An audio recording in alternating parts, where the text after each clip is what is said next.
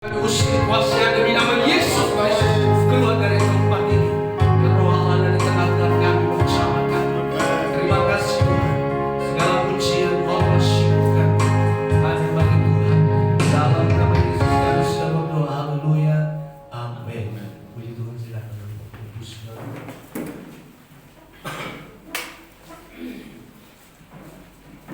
Puji Tuhan.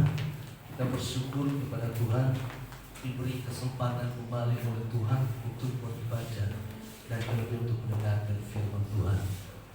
Sekali lagi juga terima kasih Bapak Gembala yang sudah memberikan kesempatan bagi kami untuk berbagi firman Tuhan bagi hari ini. Puji Tuhan Bapak Ibu Saudara, mari kita langsung aja buka Alkitab kita. Kita buka di dalam kitab Amsal pasal 4 ayat yang ke-25.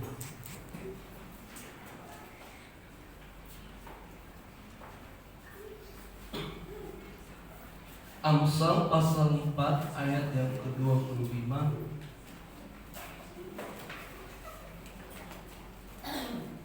Kalau sudah ketemu kita baca bersama-sama. 1, 2, 3.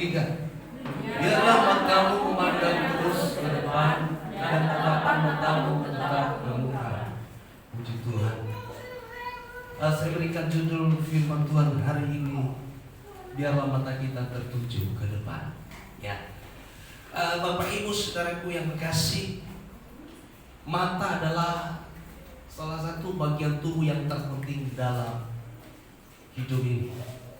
Kalau mata bermasalah, maka kita tidak bisa mengerjakan sesuatu ataupun kita tidak bisa berjalan.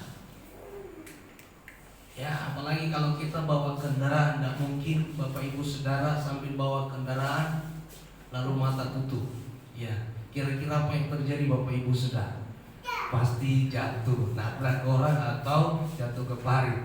Nah, puji Tuhan Saudara, firman Tuhan mengingatkan kita pagi hari ini, biarlah matamu memandang terus ke depan dan tatapan matamu tetap ke muka. Jadi saudaraku yang kekasih, firman Allah berkata bahwa tatapan dan pandangan mata harus tertuju ke depan. Amin. Supaya perhatian kita tidak terpecah atau tersalib. Lalu bertanya, kenapa kita harus memandang ke depan? Apa yang ada di depan? Ya. Firman Tuhan berkata dalam Ibrani 12 ayat yang kedua, di depan ada Yesus yang memimpin kita ke dalam iman. Amin. Jadi mata yang tertuju ke depan artinya adalah kita menunjukkan pandangan kita kepada Yesus, Sang Juru Selamat kita. Ya. Jadi Bapak Ibu Saudaraku yang kekasih, di dalam Matius pasal 6 ayat yang ke-22 menjelaskan mengapa pandangan kita penting. Dikatakan bahwa mata adalah pelita tubuh, sebab mata kita harus baik. Mata yang tertuju ke depan tidak boleh bercabang. Ya. Kalau sampai kita menoleh kiri kanan, ya tanpa memperhatikan ke depan, saya sudah katakan tadi pasti akan terjatuh. Firman Tuhan mengingatkan kita pagi hari ini, di dalam pengiringan kita akan Tuhan, perlu pandangan mata kita terus tertuju kepada Yesus. Amin. Situasi dan keadaan dunia yang hari-hari ini sangat yang membuat kita mungkin takut, gelisah, dan berkata apa yang harus saya lakukan. Tapi firman Allah menjawab pertanyaan itu kepada kita pagi hari ini. Mari terus kita memandang kepada Tuhan. Jadi tidak boleh kehilangan fokus, harus terarah. Ini sangat berbahaya kalau Bapak Ibu Saudara tidak terfokus kepada Tuhan. Kita akan terjatuh. Ya, ada banyak contoh-contoh di dalam Alkitab. Jadi ada pagi hari ini ada 3 ya tokoh Alkitab yang perlu kita pelajari. Yang pertama hari ini adalah Kita melihat tentang mata ini, ya. Begitu pentingnya mata, Bapak Ibu Saudara. Yang pertama adalah ke-12 pengintai. Suatu ketika Musa memerintahkan 12 pengintai untuk mengintai tanah Kanaan. Sebelum mereka pergi ke sana membawa bangsanya, mereka harus intai terlebih dahulu. Biasanya seorang yang mau berperang tidak mungkin tiba-tiba langsung datang lalu berperang. Sebelumnya harus disusun rencana. Nah, salah satu rencana ini adalah mengutus pengintai, melihat keadaan di sana, bagaimana dan apa yang harus dilakukan setelah kita masuk ke sana. Nah, Bapak Ibu Saudaraku yang berkasih, kita melihat dari ke-12 pengintai ini ketika mereka sudah mengintai lalu pulang dan memberikan laporan kepada Musa. Mereka bercerita bahwa kami sudah melihat keadaan di sana sungguh luar biasa. 10 pengintai berkata, memang tanah itu luar biasa, subur, ini buktinya. Tetapi tidak mungkin kita bisa melawan bangsa yang raksasa, yang orangnya tinggi-tinggi besar. Lalu waktu itu gelisah bangsa itu dan takut. Ya, kalau merasa takut ya manusia, tetapi jangan sampai kita karena ketakutan kita hilang percaya kita kepada Tuhan. Tetapi syukur ada kedua orang yang namanya Yosua dan Kaleb. Mereka memiliki pandangan yang berbeda. Bayangkan Bapak Ibu Saudara, 10 pengintai, 12 pengintai, ada 2 jenis pandangan yang berbeda. 10 pengintai memandang yang keadaan di Kanaan berbeda. Dan kedua pengintai ini yaitu Yosua dan Kaleb, mereka juga punya pandangan yang berbeda. Bapak Ibu Saudara, di dalam gereja ini yang kita banyak, siapakah kita? Maksudnya mata yang tertuju kepada Yesus ada berapa orang atau semua atau tidak? Nah, hari ini Bapak Ibu Saudaraku yang berkasih, ketika Yosua dan Kaleb mereka melihat sasaran tujuan mereka tidak memandang masalah. Mereka melihat memang benar orang yang tanah besar-besar, tanah juga subur. Tetapi di kalimat yang sungguh luar biasa memberkati, membangkitkan yang tadinya umat Israel dalam ketakutan, membuat mereka tenang. Kalau Tuhan izinkan kita untuk menduduki tanah Kanaan, maka kita pasti bisa. Jadi Bapak Ibu Saudara yang kita ambil kesimpulan di cerita ini, Bapak Ibu Saudara, pandangan kita, mata kita,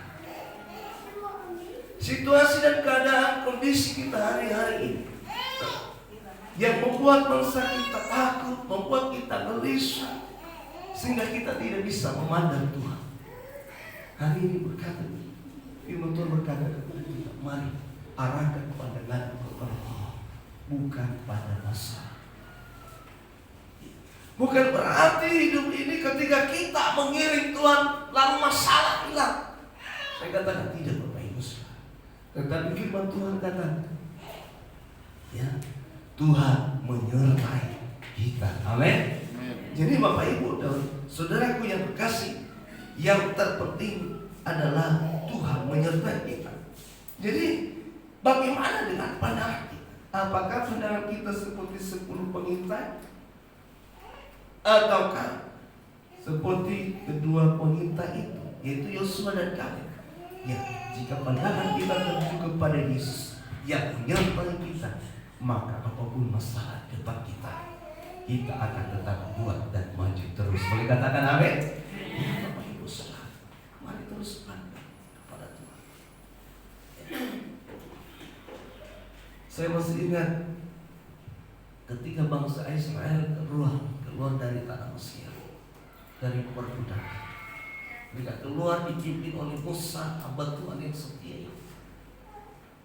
Mereka sampai kepada satu titik yang menurut manusia itu mustahil. Kenapa Bapak Ibu Saudara?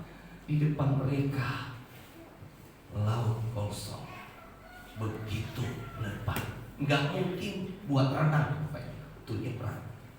Di belakang mereka ada tentara yang mengejar mereka, tentara Firaun, kereta kuda. Di kiri kanan gunung, mau lari kemana Bapak Ibu Saudara? Lalu bangsa ini berseru-seru, Tuhan bagaimana kami? Lalu menyalahkan Tuhan, lalu menyalahkan pemimpin juga. Oh, karena Musa engkau memimpin kami di tempat ini, sehingga kami dibunuh menjadi bangkai di tempat ini. Bukankah di Mesir ada tempat di sana? Saudaraku yang kekasih, apa yang dilakukan oleh Musa? Dia hanya memandang kepada Tuhan dan berseru, kata Tuhan, apa yang harus saya lakukan? Tuhan berkata kepada Musa, apa yang ada di tangan? Kira-kira apa yang ada di tangan Musa? Bapak Ibu? Tongkat. Nggak ada senjata, cuma tongkat. Kadang-kadang hal yang sederhana yang kita punya, Tuhan bisa pakai itu untuk melakukan perbuatan Allah yang besar. Amin.